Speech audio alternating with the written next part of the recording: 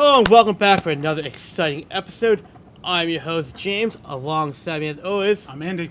we ask you to join us on this journey to become legend of the nerds.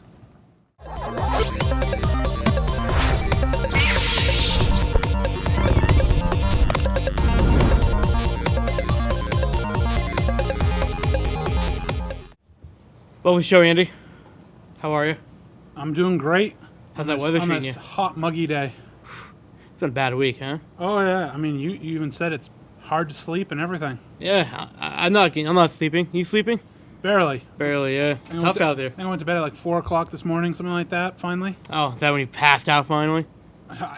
Basically, it's trying to fall asleep. Not really even passing Yeah. out. It's just shut everything off and just try to get some sleep as much as you can. It's tough. Do you window fan it or do you air condition it? Well, I got a window fan. Yeah. I mean, sometimes at night it starts to cool down, but just today. It helps, but... Today, just very muggy. Yeah, right. Well, anything new for you? What's going on? Been 2 weeks. Oh, Talk to geez. me. What do we got? I don't know. Nothing special. Anything special? No, this is the special. This is the special This for is you. the special. Just coming here and chit-chatting with you all day long. Fair enough. Let's do the checklist. Let's start with a little bad news, all right? Why don't you give us the bad news for the week? Bad news for the week. If you want to get technical on some of the checklist stuff we have, we're talking wrestling. You want bad news there? We want the bad news about a star from the Star Trek movie. Oh, unfortunately, yeah. Bad news. Anton Yelchin, I believe is his last name. Yes, it is. You'll know him right here in the middle. Star Trek plays Chekhov. Check off. Chekhov. He unfortunately passed away. His Jeep rolled back on him and Pinned him against him in a Gone. mailbox, a brick mailbox, too. gone like that. His buddy caught him. He's only 27 years young. Yeah. If you guys haven't seen the Star Trek movies, you probably know him from the remake of Fright Night. He played in Terminator Salvation. He played Kyle Reese, young Kyle Reese. And he also voiced Clumsy Smurf on the new Smurf movies. I was wondering if you'd remember that. Of course I would remember that. Of course I would. Rest in peace. Unfortunately, great actor Fantastic actor. passed away at such a young age. Let's bring the show up a little bit, huh? Well, wrestling news? Let's do it. We like One wrestling. of my favorite things to talk about. We got some big news, huh? Oh, big news! If you want to get to, we'll start because I got 3 different shows for wrestling here. I got news on. 3 different... Oh, right. Let's do it. I mean, if you're a wrestling fan, you know most of this. If you are a wrestling fan, you don't, then you're probably living under a rock right now. Okay. So, unfortunately, my boy Roman Reigns, 30-day suspension. Yes, Failed the wellness policy. the wellness policy. Do you know how it happened? I don't know exactly the specifics on it, but at least he'll be back in time for Battleground for that.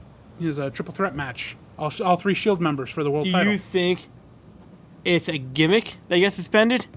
Or do you think it's actual suspension? No, I think it's an actual. That's all I've been seeing everywhere. It's just talking about the wellness I haven't policy. seen why he did it. Usually, the article will tell you what he did to get suspended. Well, the problem- I can't find the anything problem why is- he got suspended. He got suspended after the pay-per-view, and on Raw and SmackDown they haven't even mentioned him once yet. So it must. Well, have been- actually, he did. He was on Raw. He had a match against Seth Rollins, ended in a double countout, Okay. and then Shane comes out and talks with Dean Ambrose, and they decide to do a triple threat for Battleground. SmackDown, he's nowhere to be around. And from what I've read, because of the suspension, Dean Ambrose, they're pushing a little harder to do double duty to carry Roman Reigns' weight also. Anything weird happened in the match between him and Seth No. that would cause a wellness problem? No. No chair shots to the head? No, it was just a brawl on the outside. They, I think they broke a table. That's about it. You know, any fans getting away? No, it wasn't anything that big. Huh. That is very weird. On the bright side, we had a return though that night on Monday night. The Wyatt family is back. Oh, you were wondering when they were going to go back. And they came out, and the New Day interrupted them. So now we'll see a little faction versus faction action going on. New Day something versus you like. the Wyatt family? The Wyatt family, yeah. So we'll see that. One of the biggest things is the brand split coming up July 19th, which will be when SmackDown moves from Thursday nights to Tuesday nights, and it will be live now. So both Raw and SmackDown are live. That's a big thing. when you have your wrestling shows live. Well, they did that back in the day, too. They used to be live. Both shows used to be live. But it costs a lot of money to do live. That's the problem. Yeah, it does. But It really does. I like the fact, because we all know SmackDown's taped on Tuesdays, airs on Thursday. So that's nice having it on Tuesday. That SmackDown used to be live on the CW network back in the day. But on that July 19th, the first SmackDown live on Tuesday, they'll do the brand split, which is the WWE draft. One of my favorite things to watch. The drafts. The thing with the draft is you can see certain superstars go to each brand. You can see factions broken up, tag teams broken up. The one thing we know is the women's division the title will be defended on both shows. Because usually they split that up. So it's like U.S. title goes here, IC title goes here. Women's championship will go back and forth. Which makes me wonder, so are we going to have 2 world championships, 2 tag team championships then too? Or are we just going to have one and they're going to back and forth? The women's champion, man. The women's championship will be defended on both shows. That's all they said. So maybe... It made no sense then. A brand split and then... Are they going to do the draft? Are they doing what at the draft? A draft? Yeah, they're going to do the draft, on that SmackDown episode on July 19th. They have the 2 podiums, one for Raw, one for SmackDown. Maybe the ladies aren't getting drafted. Maybe they're going to be kind of like open agents. But wouldn't you think it'd be weird? You only have the World Championship on Raw? I think it'd be really weird. I think it makes me wonder if they're going to do it. Unless just the champion can go multi-shows. Well, back in the day, they had the WWE Championship and the World Heavyweight Championship. And they had 2 tag team titles, too. So maybe they might do that. I don't know. But one of the big things, because of the split they're talking about, is a lot of NXT superstars are getting promoted. We've seen a couple. Enzo and Cass. Which was a good idea. Apollo Crews has come up. I'm waiting for Finn Balor to come up. And they're saying a lot of these guys you've seen on NXT are going to come up because a lot of new talent has been being signed to NXT. Samoa Joe, Bobby Honestly, Roode. they should have Bobby Roode move up. Too many guys in NXT is going to start looking like, not NXT, but TNA. Well, what they're trying to do is make NXT really not the minor leagues of wrestling. It's going to eventually be... That show is anything but minor league. Exactly. Those guys work just as hard. They've already said Bobby Roode is staying in NXT. Which is, I don't know if I agree with that. So, Eric Young's there, even though he's only had 1 match. Austin Aries, Shinsuke Nakamura. They just signed the very first Chinese wrestler to WWE. Oh. He'll be there. Asuka's there, who I think should go to WWE. The women's champion. Maybe she should move up too. Oh, I'd love to see her on Monday nights. It'd be amazing. Yeah. So people are talking though. Is this going to ruin NXT? It's a tough call. I kind of don't want to see these guys get promoted too quickly because Baron Corbin. You remember Baron Corbin, the big bad wolf they call him? He's been. I don't like that guy. I know they put him up way too early. And Dana Brooke, she can't. Because he had that match with Dolph Ziggler, right? Yeah. Okay. Dana Brooke, who's been following Charlotte, she can't cut a promo. She can't wrestle. Nope.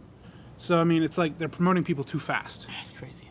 So the big thing though with this brand split is the pay-per-view schedule got leaked out, and it showed that they're going to do what they did years before in the brand split. Raw gets a certain amount of pay-per-views, SmackDown gets a certain amount, and then both brands come together on the 4 bigs. And then we have to deal with Survivor Series again. Yeah, probably where it'll be Raw I versus hated SmackDown. that pay-per-view. So basically, you'll have like not Battleground. Night of Champions is for Raw, and then Extreme Rules is for SmackDown. Right. Fans have been, ever since this got leaked, have been complaining so much. They don't want to see this. And I don't blame them. On a pay-per-view, that's something special. You want to see all the good wrestlers go at it. Are they all good? Well, they are, but the whole brand split thing on pay-per-views is so dumb. Think about this. The reason why, I think that's why they're doing it. A brand split with separate pay-per-views. One pay-per-view is not enough to have that huge roster all have 8 matches. Mm-hmm. Having separate ones, now you have broken. Say your roster's 50. How are you going to have 50 wrestlers in 8 matches? It's true. So now you're going to have 25 wrestlers in one pay-per-view. That's more time in that ring for these guys. I think why people complain is because they want to see on every pay-per-view all the titles defended. You know who's complaining about it? the casual wrestling fans. Sure. That's who's complaining about it. People who watch it, but they don't understand the business. Me and you, we understand the business, so we know what they're doing, and I personally don't have a problem with it. I am on the bandwagon because I have stated that I don't like the whole situation, because the problem was, years ago when they did this, the pay-per-views were horrible.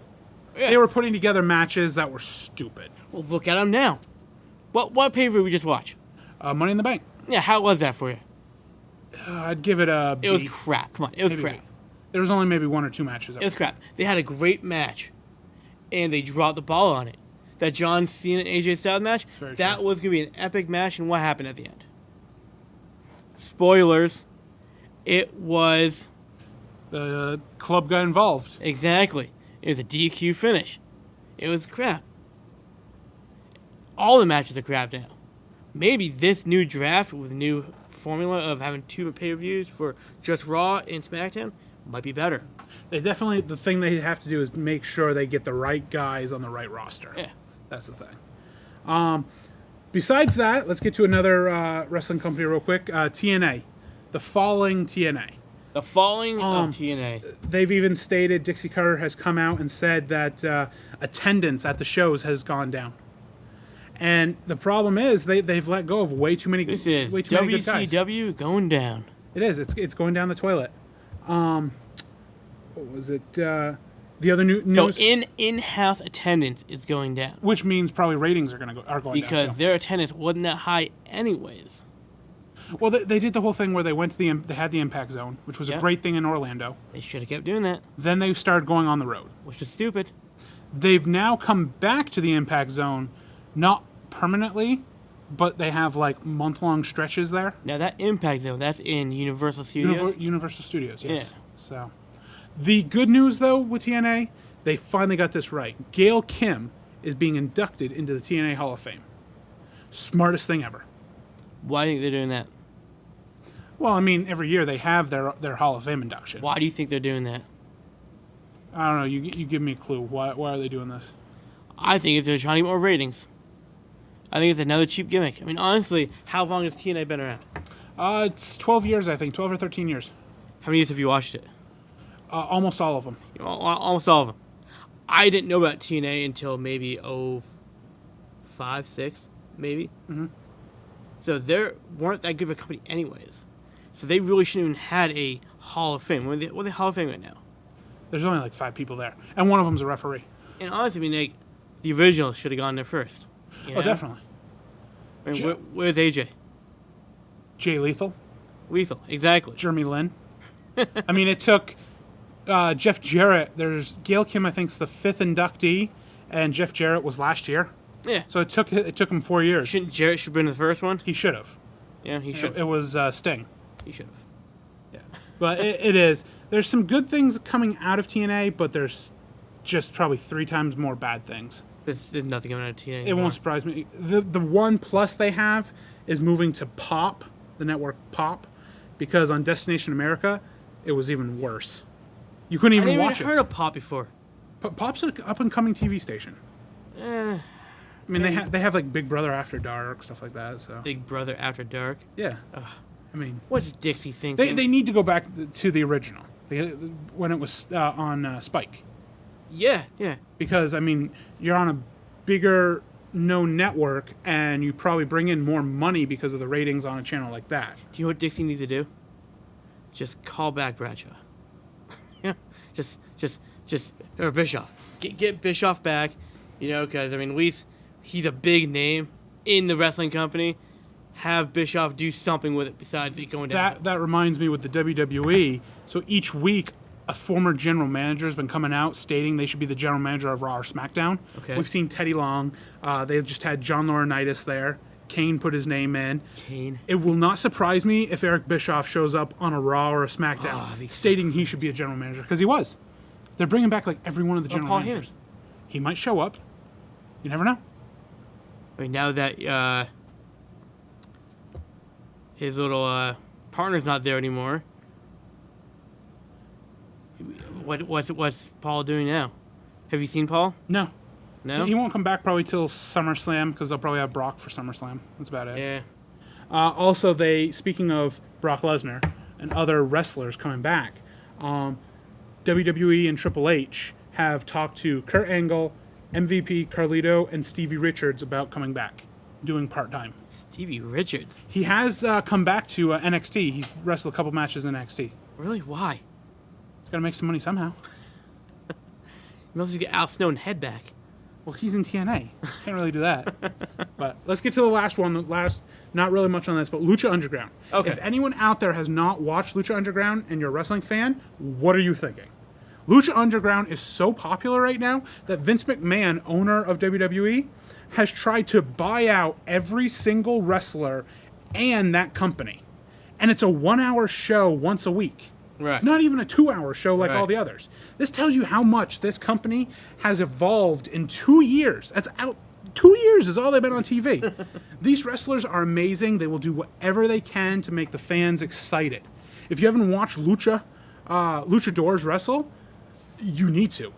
These guys do it all for the fans. One of your favorites might be coming back actually from Lucha Underground, and John Morrison. Yes, Morrison. I heard Morrison come back. We'll see. They're having their type of WrestleMania in Lucha Underground called Ultima Lucha. Mm-hmm. It's their second one coming up in a couple weeks. Can't wait to watch that. I'm really hoping this company evolves, becomes a 2-hour show, and is on every week. Because right now it's only on like 6 months out of the year. Right. And then they take a break.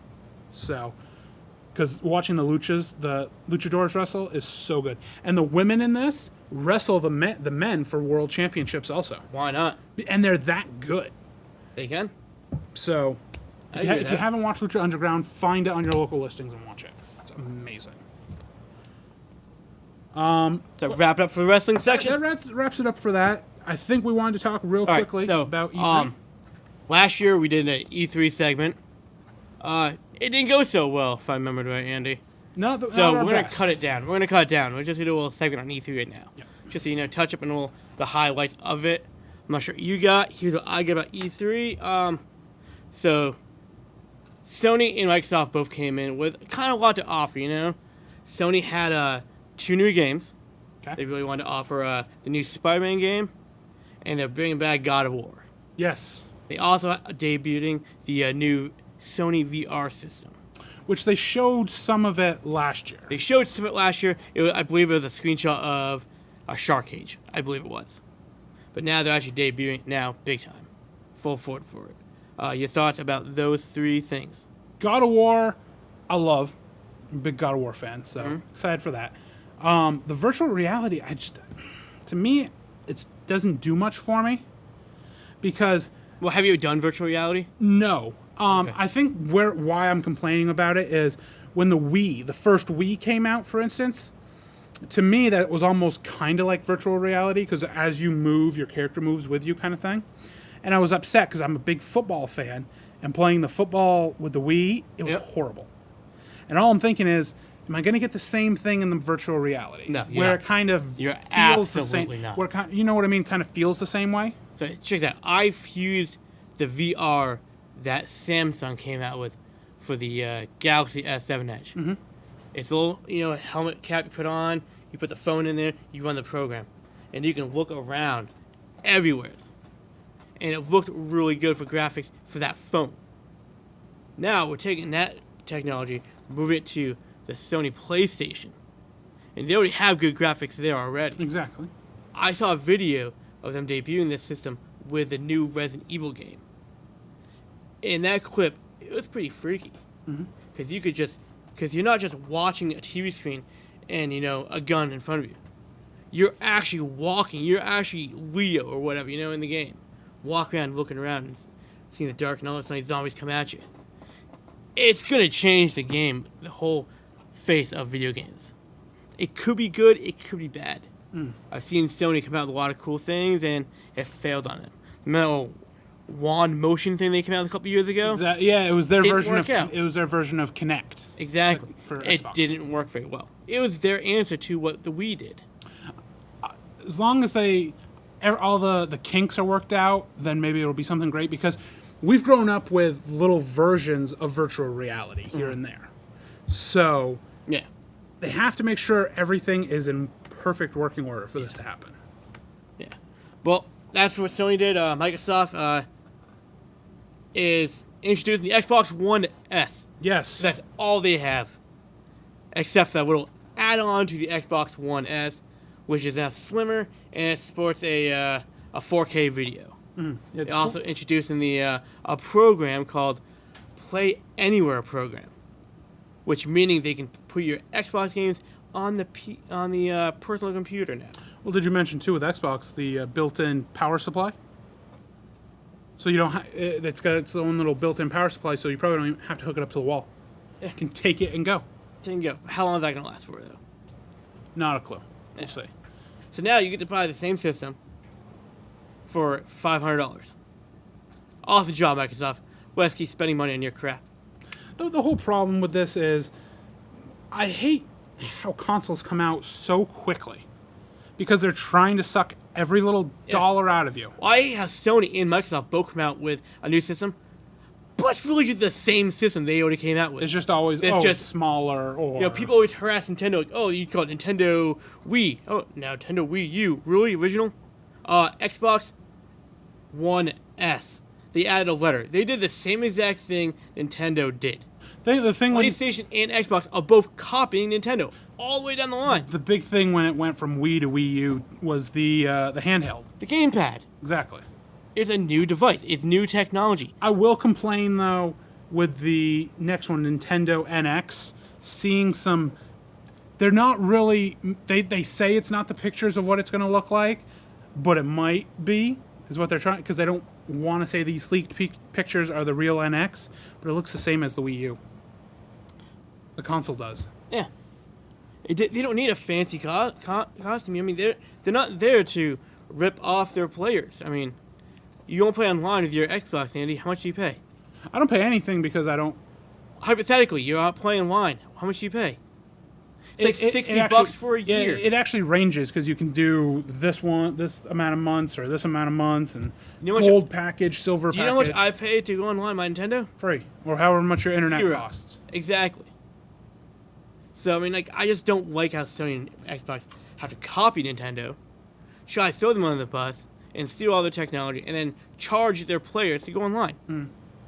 They do say, though, with a game coming out for Nintendo. But we're going to cover that in just a second here. We're going to get on Xbox. I want to know your thoughts about the new Xbox stuff, because you are an Xbox player. Not much anymore, but we'll try. Because you had the 360, right? I have the 360 because I gotta find time to play the games too. Right. We do have a life outside of everything else. For real, we do. Yep. So, yep. I mean, all right. So, Xbox, you're probably not going to get the new Slim S. No. Dash 4 210. No. All right. For me, my favorite subject out of the all E3 convention, Nintendo blew it out of the water with one game. What was it you told me? Take my money now? I watched this video. I threw my wallet at the screen. I said, Nintendo, take all my money. Where's your contact information, Nintendo? Here's my credit card number. Because one game, they killed it. The new Legend of Zelda finally got a release date. It finally got a new title, which is called Breath of the Wild. Did you see the clips on this video game? This game looks amazing. Looks phenomenal. I've said what I like most about this, watching the trailer and the gameplay, is the land area where you're running around is so big. It's open space. I mean, it's not like 2 seconds I'm here and then I'm across the field. I mean, you literally got to go a mile and a half to one end to the other. They played with this technology already once with the Ocarina of Time, getting that free roaming land. It wasn't so big because, I mean, it was only 64 bits, you know? But they played with it, and they took that technology, and they improved it more and more with all the Zelda games until they came out with this product, Breath of the Wild. It is going to be great. Now, you said release date in December, I think you said? It's going to probably be early in 2017. Okay. There's one clip on this game that made me say, take it. You got me. Take all my money. The fact that he climbed up the mountain and snowboarded down on his shield and fired arrows. That is amazing gameplay. Then they had another scene where he had to fight some skeletons inside a cave. So skeletons, warriors come out here, get some bats coming down. He beat a skeleton, took the arm of the skeleton, and beat the bat with it. My favorite is he's on the mountain, he rolls a boulder off it and flattens his enemies at the bottom of the hill. Yeah. This game has got so many cool aspects to it that it's just Nintendo killed it. Now, where I was saying with the Nintendo NX and Legend of Zelda, from what I've heard, is that they at E3 they kind of maybe it was what they were supposed to do, or maybe it was a mistake and they kind of screwed up. But during the gameplay, they were using a different controller, which people are hinting that's the controller to the NX. They used the Wii U controller. Well, there was something that they used on part of the game. I can't remember exactly everything they said, but it looked like something to do with the NX. And so people are now speculating that the NX is going to come out and debut at the same time this game does. Because it might. Because Breath of the Wild is going to come out on the NX and the Wii U. Yeah. So, which is fine, which is great with me. I like that idea. I don't know much about the NX. I'm going to do more research. I'll probably write an article, pop it on the Legend of the Nerds Facebook page later on when I get more information on it. Mm-hmm. But I love it. I can't wait until that game comes out. Now, speaking of games that you can't wait till they come out, before we finish up the beginning half of our show today, I showed you the one game I'm excited for coming out this year. And that is the sequel to South Park: The Stick of Truth. And it's called South Park: The Fractured Butthole. I am so excited for that because I loved the Stick of Truth. I'm not a huge South Park fan, but I enjoyed the video games. Mm-hmm. I have the video games going back from the N64. And it's the same gameplay as Stick of Truth, just with Stick of Truth, they're playing like Dungeons and Dragons and Lord of the Rings kind of characters. Now they're using superheroes. And I showed you the trailer to it. It was great. They did little spoofs on DC and Marvel and everything. Yeah. It was kind of funny. I'm just not entertained by that kind of stuff. Yeah? I'm not a big raunchy comedy kind of guy. I find it really unnecessary for them not coming up. They're like, remind me of PlayStation and Xbox. Mm-hmm. They don't have their own original ideas. They have to steal other people's ideas to make a profit. Well, how about this? Coming out this year also, Kingdom Hearts 2.8. Yeah. Not 3 yet. We're still waiting. Not quite there yet. I don't mind the 2.8 thing, because what they're doing is Kingdom Hearts has like 10 different games out there on multiple platforms. Yep.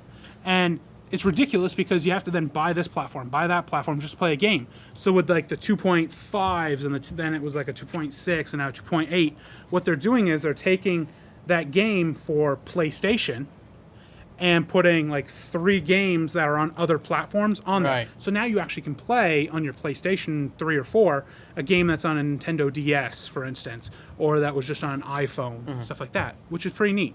Yeah. Because these games in between Kingdom Hearts 1, 2, and 3, there's still storylines of what's going on in between the 2 games. Yep. Which is great because you don't want to play Kingdom Hearts 3 and be like, good series. what's going on? It's a good series. Yeah. I'll give you that. So Any more game talk for you? that's it for me. All right, we're going to move on to some comic book stuff for you. Last week, Guardians of the Galaxy Volume 2 wrapped up filming. They're in post-production now. Do some fine editing. Final touches on there. We'll see that movie soon. Maybe see the final Same day that movie wrapped up, the crew of Spider-Man Homecoming stepped in and started filming. So now that movie is being filmed right now. Mm-hmm. So I'm pretty excited. Marvel's got it going again. And we'll have down the road next year someday. I've already filled in on the calendar when we have our reviews of those 2 movies. Yes. So we will go over. Not right around the corner, another year to go, but mark it on your calendars, ladies and gentlemen. We here at Legends of the Nerds will do a full review on some of those great movies. I can't wait to do Doctor Strange too. I've got one set up for that too. Be fun. All right. One last topic. We have to jump into the Flareoverse. Flareoverse. Here we go. We're gonna start with Arrow. They've introduced a new character for the next coming season. Yes. Artemis is coming to the show. Yes, we actually got a small glimpse of her towards the end of Arrow, the last Arrow season, when she took the Black Canary's weapons. So That's right. That actress that played her will be back as Artemis. So the best thing, if you guys know not familiar with Artemis, go if you guys have Netflix. You can watch Young Justice, and Artemis is in maybe 8 episodes into the first season, maybe Around there. if not sooner. Yeah, the characters, the whole bio of the character is she's Oliver Queen's new apprentice. After Roy Harper leaves, What happens is Green Arrow and Batman introduce Artemis in team as Oliver Queen's niece. yes, because she's But she's Huntress's daughter. She's secretly Sportsmaster's daughter. Yeah, and Huntress. Yeah. So that's I doubt they'll probably play that as her parents, but it's still. why not? I mean, we've seen Huntress. Why not? That would add a great villain into this 5th season of Arrow. That's true. It could be that. Sportsmaster, how cool would that be? True. You know, we haven't seen that yet. Mm-hmm. We should do that. But it definitely ties in because we keep saying Roy Harper's coming back, but not as Speedy or Red Arrow, but as Arsenal. Maybe. So. Maybe. I think that's how it is. Because when he comes back, when she gets introduced, he comes back as Arsenal. Yeah. So Hopefully. Last part of the Flareverse, some Flash news for you. And I'm a little disappointed. Or because they did the obvious. Grant Gustin went on Twitter and announced the very first episode's title. Mm-hmm. It's titled Flashpoint. So they are doing the Flashpoint paradox thing. it was obvious. Now, it was obvious. I was kind of hoping they wouldn't do it. But this is where Flash either gets good or gets bad. How long is Flashpoint going to last for? Is it just going to be 1 episode kind of thing? A 2 episode kind of thing? Or the whole season kind of thing? Mm-hmm. Now, they have a cool way of doing this. They did the whole thing. We could see Thomas Wayne in this season. Yes. How nifty would that be? Well, the producers of the CW and all these DC movies have stated they've wanted to kind of ease a little bit of Batman the Batman universe into these. If we're seeing Supergirl in the Flareverse now, they already introduced the Batman or the Superman now. So if Superman's now in the universe small screen, we could possibly lean towards the Batman now, which would be great. What's that say for how great the producers are of these series when those are doing better than DC films? Yeah. They got a good head on their shoulder now. They're doing a good path. It's a good formula. Mm-hmm. They have 4 great shows now, back to back to back. How excited is this fall going to be for that company? Yeah, it's gonna be fantastic. I know I'm looking forward to it. CW's gonna blow up again. You know, I mean, it's been a good network already, but they're just getting better and better. Which if they're doing the whole Flashpoint thing, it kind of to me tells me who the villain's going to be. It's going to be Reverse Flash again. It could be. I mean, he stopped him at the end of the last season, season 2. Mm-hmm. So what are you going to do with? He's there. It could be the Great Flash too.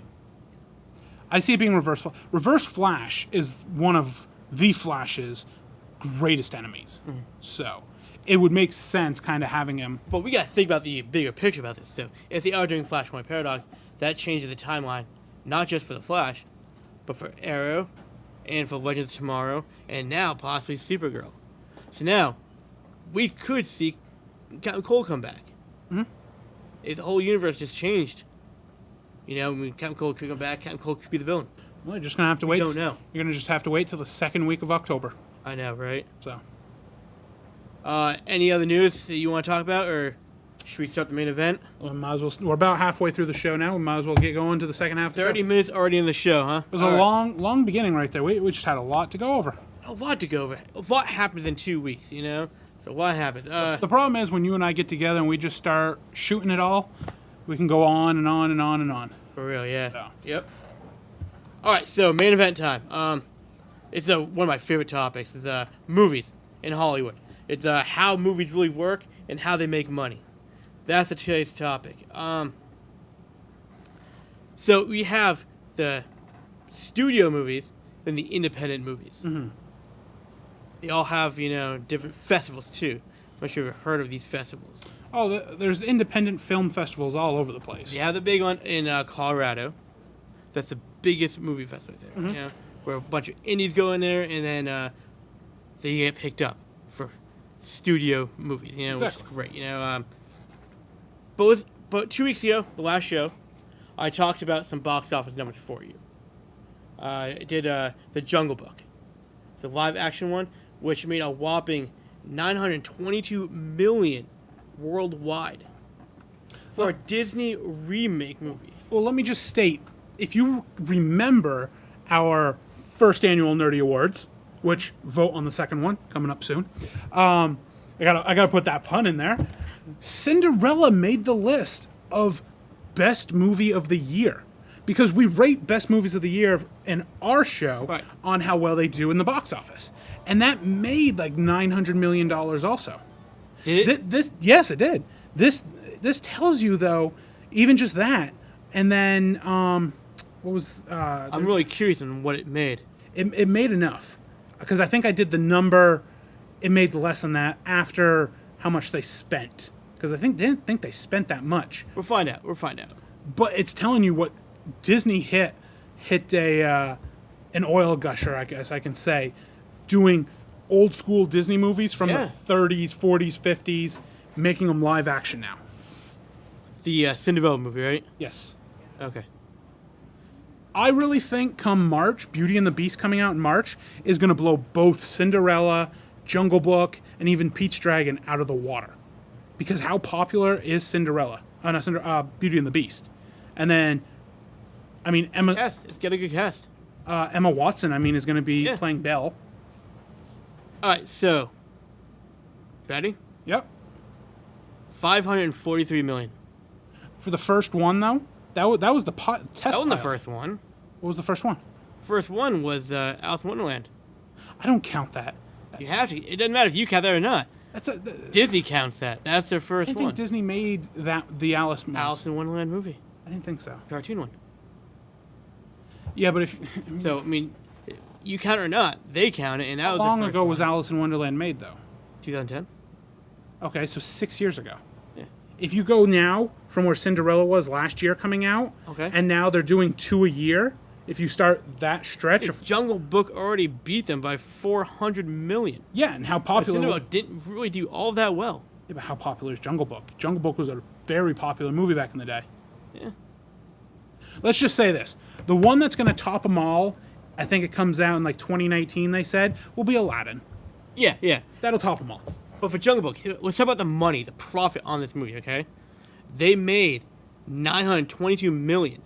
Their budget. You want to take a guess on the budget of this movie? Probably only like 100,000. Not 100. A million or something like that. 175 million for the budget of this movie. That's what I meant. I'm probably thinking. So, that's a $470 million profit for this movie. Now, what comes into that budget, though? What's involved in that budget? Well, with Jungle Book, you had a lot of computer animation, Yeah. or not animation, computer, Generated scenes. yeah, CGI. There we go. CGI stuff. Because all the animals are CGI'd in it. Are they? Yeah, that's all CGI. Okay. Because you got Mowgli running through, he's running on a green screen. They've showed behind the scenes Okay, things. all right. He's running on a green screen. But look at the name, even though they're not playing full-on acting, look at the names in the Jungle Book. Okay. Scarlett Johansson, Bill Murray, who played King Eddie. King Eddie? Yeah, the giant ape. King Louis? King Louis, yeah, my bad. But what I'm getting at is there are a lot of big names voicing in this. Voice acting doesn't pay as much as real acting, though. Yes, So does it really matter about the name? I think so. You think so? I think your name carries a lot into the price range in Hollywood. I mean, Scarlett Johansson only really had like 5 or 6 lines. It's true. I mean, how much is she getting paid for that? I maybe guarantee she got 1? enough. 2 million, maybe? Starts adding up, and CGI ain't cheap. CGI is not cheap. But I mean, 175 million for a budget. I mean, that budget is supposed to pay for what the actors, right? The sets and the cost for CGI work. Was it worth it though? Do you think? I think it was well worth it. There you go. There's your answer. As long as it's worth it. But that's my personal opinion now. You saw the movie. What'd you think? I thought this movie was one of the best movies I've seen this year. Yeah. This movie will make our top movie of the year in our second annual Nerdy Awards. I guarantee it. So you think, And I think it will get a lot of votes. let's move this conversation along. You said the actors matter, right? Yes. Okay, let me throw a movie at you. Came out last year, 2015. Black Hat, starring Chris Hemsworth. Never heard of it. All right? But you heard of Chris Hemsworth. Yes. You just said movie stars sell movies. Well, if So now, no, hold on.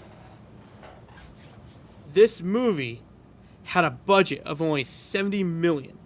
Okay? Do you want to know how much the movie made? probably barely got over the 70 million. 19 million.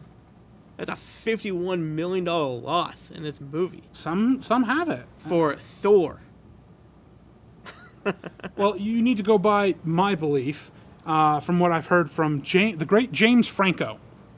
For every one good movie, you get two bad ones. Yeah, if you're James Franco. I'm just saying. There's a lot of. Can you name a good James Franco movie? I can name one. This Is the End? I think good. It was a hilarious movie. He was in the prequel to Wizard of Oz. I thought that was a good movie. Was he? Yeah, What did he do? he played the wizard. Oh, Oz. Yes, Yeah. that was a good movie. That was a good movie. I don't know. Anyways, I could let's sit here move for a forward while. here. You said actors sell the movies. Well, let's take a look at that. Because you have, your budget stuff, so we got to figure out what makes good movies. Is it the script, the director, the actor, or the set designs? Mm-hmm.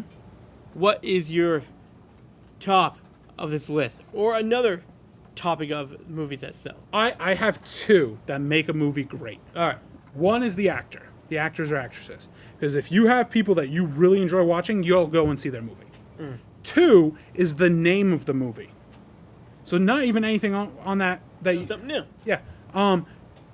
We complain all the time, and a lot of people do, about the X-Men movies. Well, let's see. We've seen all of them. We'll still go to see it, even though we know it's going to be crap. Because it's just that name.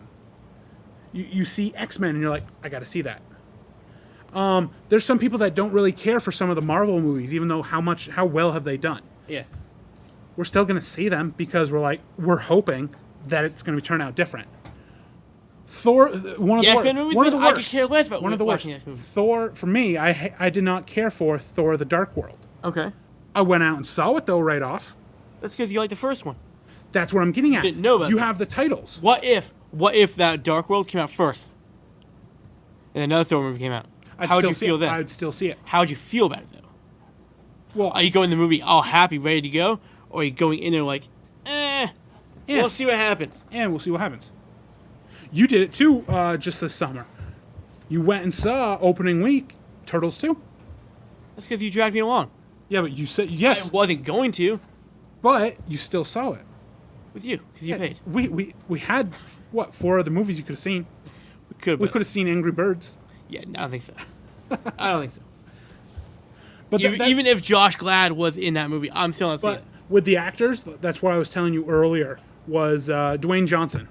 Okay. He's the highest paying actor in Hollywood right now, and I guarantee, if you look up every movie that he's made since maybe Tooth Fairy, we'll say.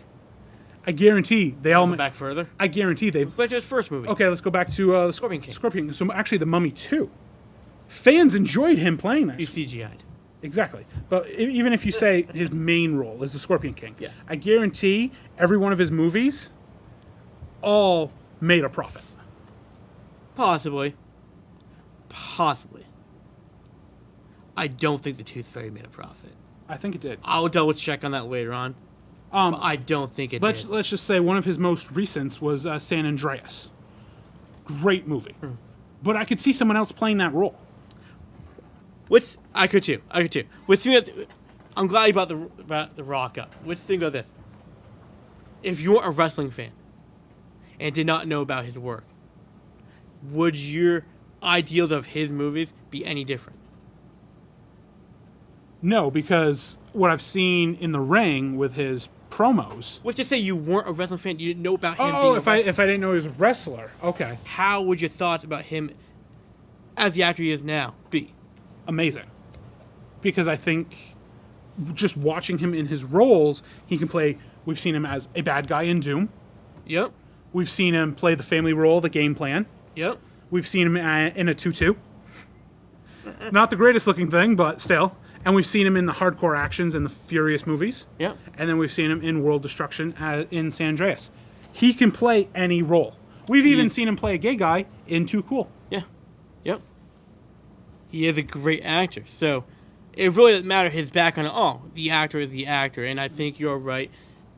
The actor does bring the people to the movies.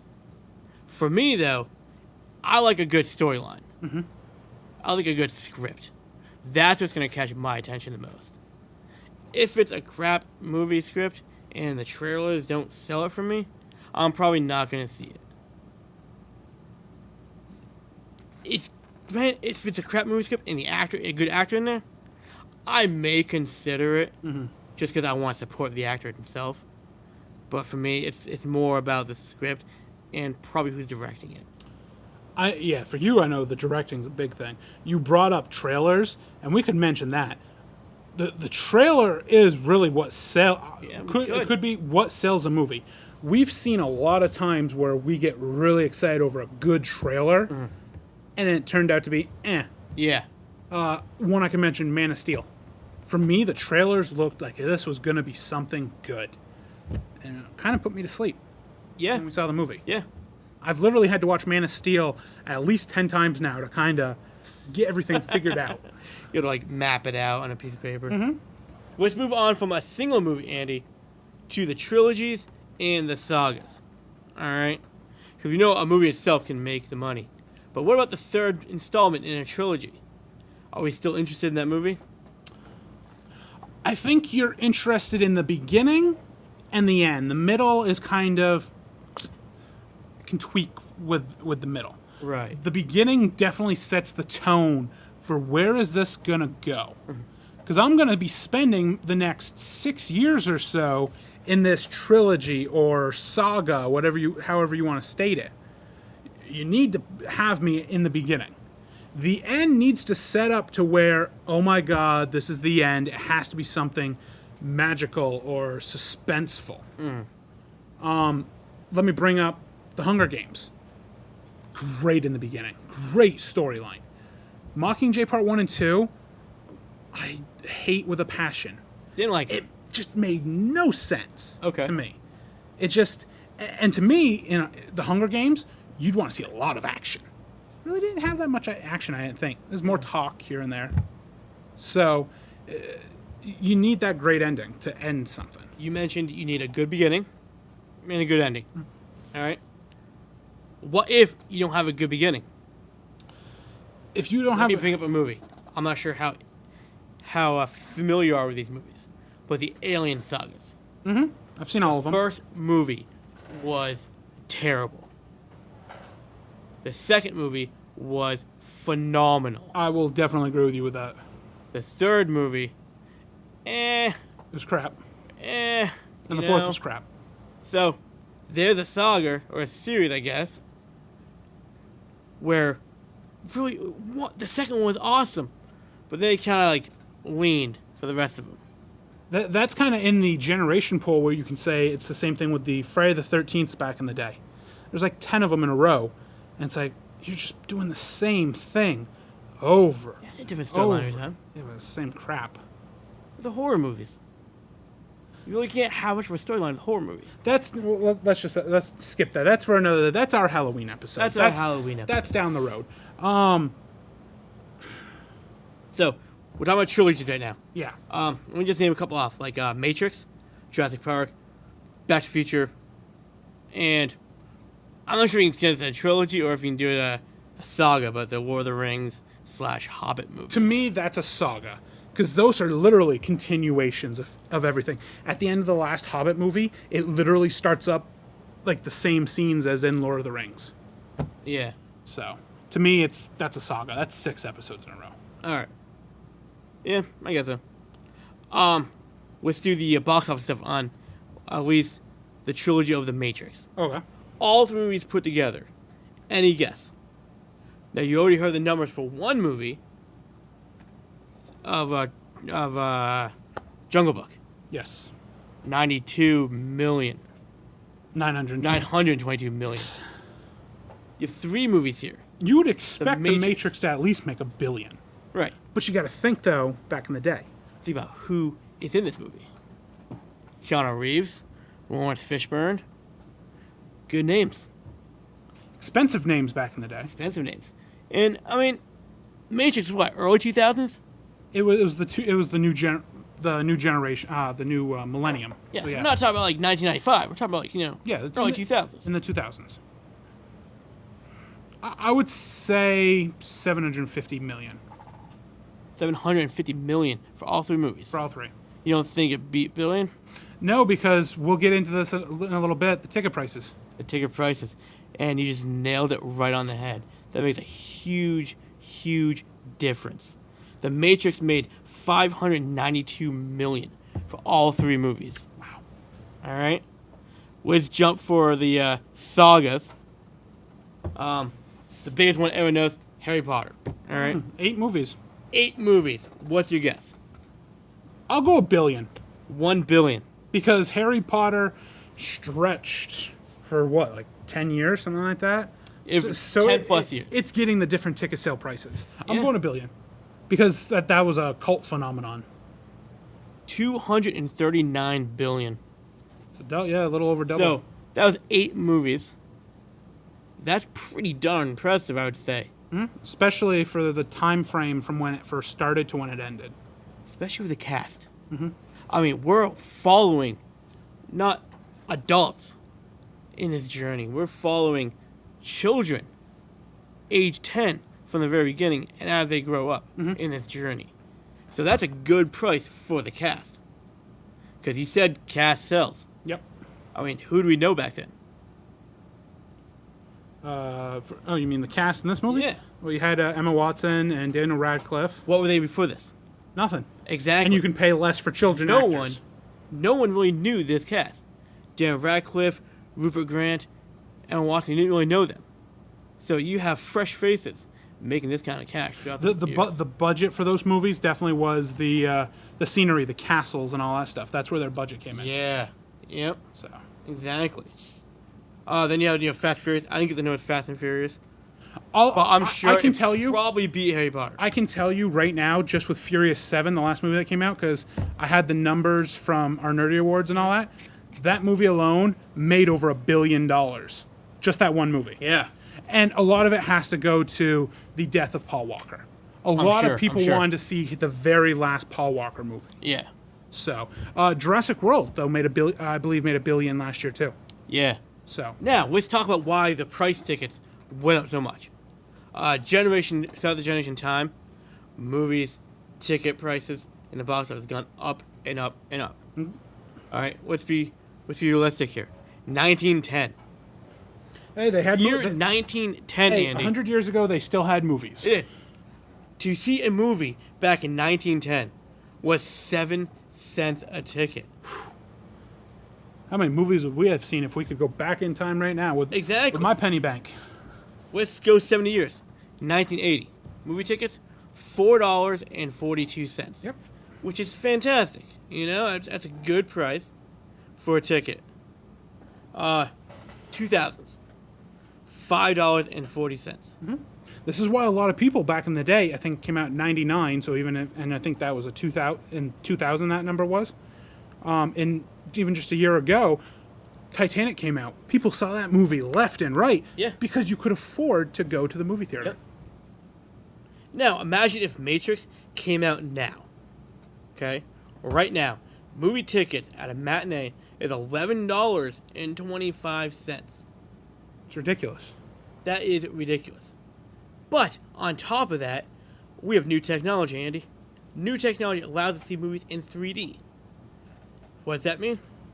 New ticket prices.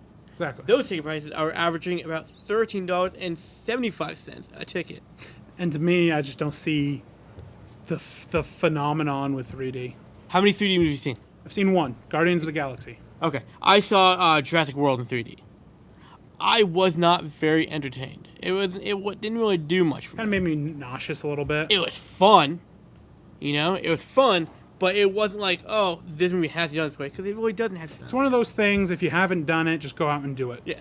Mark it off your bucket list. Now, I recently learned from Kevin Smith that there is a 4D movie theater Oh, geez. and a couple different locations around the States.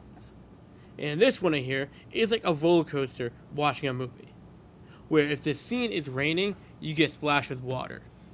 If you're out in the field and the wind's blowing, you get wind. Now, would you enjoy that? Now you're going to have soggy popcorn. I know, right? Exactly. But this puts you in the experience of a 3D movie, and you get all the special effects going with it. Yeah. That, I couldn't imagine what the cost of that movie would be. $20-$25 for that expense? Probably. Because it's in the big cities, too. Yeah. I don't even know how to even fathom spending that kind of money for that kind of entertainment. This is why I can say I wish there were more drive-ins. Because you pay the same price at the drive-in as you do the movie theater, and you get 2 movies for the price of one, and you can bring your own snacks. Yep. Well, you should bring your own snacks, but you can. Yeah. Drive-in, to me, is the best experience for a movie. Now, can do get you up think and they could stretch and improve everything. driving somehow? How would you improve a driving? Well, I mean, the only way they do it is we've seen the new high-def screen when Yep. we went to the drive-in, and it was very, very much brighter. So it was better that way. But the problem is it costs almost $100,000 per projector. And the thing with the drive-in is it's a seasonal thing. You only get maybe 4-5 months if you're lucky out of the season, depending on where you are. They're a game changer. Just How would you change the experience, though? With anything, you can make any suggestions to make it better than it is now? the only thing I can say is the digital projector. Because when we saw Turtles and then we saw Civil War for the second time in HD, there was a huge difference. Even as we were watching Turtles, the brightness coming off the HD screen, we could see the brightness coming in across the drive-in. I mean, it lit up the truck. The last time we went to the drive-ins, you complained about the same thing. It was wicked bright. Not the brightness, the parking situation. Yes. That could be improved. They could have set spots for the movie theater itself. Right? Mm-hmm. They could do that. They could have, small car in the front, truck in the back. And that's what you're supposed to do. That's the Now, do you think they could have, speakers outside to actually mark off each parking spot? Where you take that speaker, you put it in the car, and you don't have to run your own vehicle.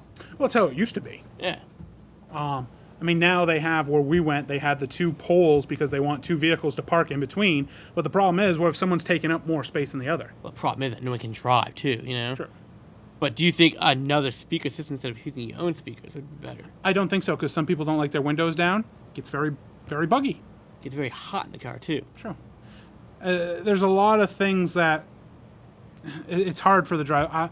I really don't have one answer why the drive-in has dwindled to almost nothing. Right. They say from when the drive-ins were their most popular, which is like between the 50s and the 80s, somewhere around there.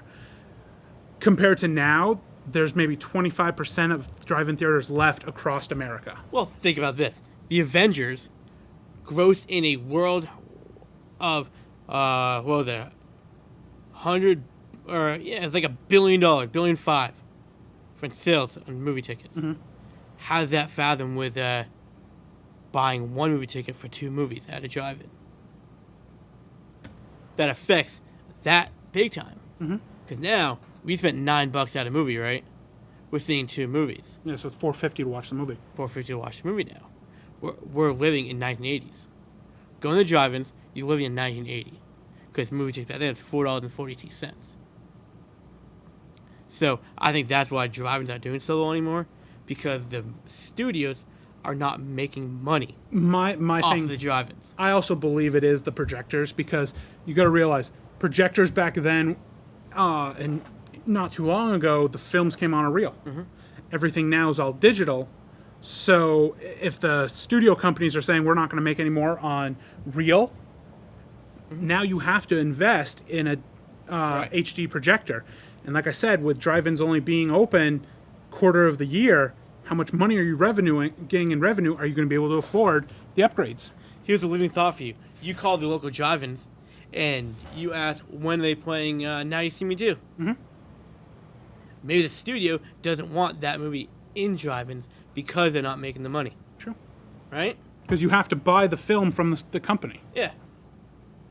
So that's my closing thoughts for you to think about with drive-ins and movie thoughts. We're wrapping up, Andy. We got about 2 minutes left. Yeah. Your closing thoughts on this show. Well, I missed something I wanted to bring up when we were talking wrestling news. One of my favorite things that WWE is bringing back is called their Cruiserweight Championship Tournament. I wanted to mention. You forgot about this big news? I did, because I'm a huge fan of the Cruiserweights. By that much, you forgot about it. I know. It's because I'm reading my notes. I usually wing it. This tournament, there's 32 Cruiserweight stars from around the world. It's a single elimination tournament you can watch. And I'm really hoping the winner, whoever wins this Cruiserweight Championship tournament, gets the Cruiserweight Championship. And then they're on the main roster in WWE, and we get the Cruiserweight title defended all the time like it used to be. Because I don't know about you, but I really miss this title. I do too, and I miss seeing some of these guys not get a push like they should. Mm-hmm. Because there's a lot of smaller guys coming up that we've seen that deserve championship opportunities, like Neville, for instance. Mm-hmm. Because if you're not going to push these smaller guys, then at least give them their Cruiserweight title. I mean, honestly, I would put Ryder in that category, and I think he would kill it in the Cruiserweight. Sure. But unfortunately, like I said, that was my one thing. I had to add it. Fortunately, it is the end of the Give us your closing thoughts on movie topic we just had. Movie topic. My closing thoughts of the day are, I just have to say, if you're a huge fan of movies like you and I are, and I understand it's very expensive to see movies nowadays. You have a family of 6. You're a family of 6. Yes, sir. You went to go see The Jungle Book. I guarantee it was very pricey, even having little ones. Yes. Unfortunately, not everybody can afford to go to the movies. But if you are passionate about certain films, like you and I are with Marvel, for instance, find the time in the day, go and see it. Even if it's the matinee, I recommend going to the matinee because you can sit there a lot, especially when school is in session, and enjoy yourself. Yeah. You don't have to see it a million times, but at least find the time of the day to go and see it. And in the summer, take your kids to the drive-in.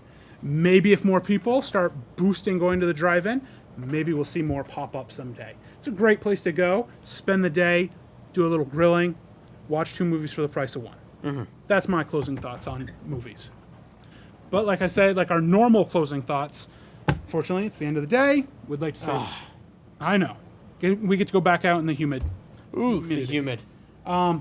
Thank you for watching this episode. Don't forget, you can watch this episode and every other episode of Legends of the Nerds from this year and last year on our Facebook page and on our YouTube page. Don't forget, you can follow this crazy SOB over here. We can try. On, what is it? The Twitter. The Twitter. The Twitter. The Twitter. The Twitter. At KrillinMan. And don't forget, in a couple months, we are going back to Comic-Con. We all hope to see all of you there in your fantastic cosplay outfits and answer some of our questions. So as I always say on every show, thank you for joining us, and remember to stay nerdy.